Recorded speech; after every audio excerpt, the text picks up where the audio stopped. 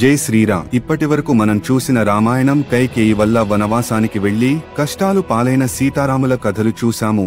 ఒకవేళ కైకేయి లేకుంటే సీతారాములు వనవాసానికి వెళ్లేవారు కాదు కదా. మరి సీతాపహరణం ఎలా జరిగింది? రావణాసురుడు సీతను అపహరించి లంకకు తీసుకువెళ్లేటప్పుడు స్వర్గాన్ని తలపించేలా ఉన్న లంక హనుమంతుడు వెళ్లే సమయానికి నరకంలా ఎలా మారింది? స్వర్గాన్ని తలపించేలా ఉన్న లంకను నరకంలా మార్చింది ఎవరో తెలుసుకోవాలంటే ఈ వాట్ ఇఫ్ రామాయణ్ అనే కల్పిత కథ గురించి తెలుసుకోవాలి. మన విశ్వంతో పాటు అనేక విశ్వాలు ఉన్నాయి. ప్రతి విశ్వంలోనూ సీతారాముల కథ జరుగుతూ ఉంటుంది. ఆ విశ్వం ఆవిర్భవించే సమయంలో విధి విధానాలను బట్టి కొన్ని విశ్వాలు బొమ్మల రూపంలోనూ, మరికొన్ని విశ్వంలో వయసు ఎంత పెరిగినా చిన్న పిల్లల రూపాల్లోనే ఉండటం, ఇలాంటి మరికొన్ని మార్పులతో సీతారాముల కథ జరుగుతుంది. అదేవిధంగా ఈ విశ్వంలో కైకేయి జననం ఉండదు, కాబట్టి సీతారాములు వనవాసానికి వెళ్లే పరిస్థితి ఉండదు.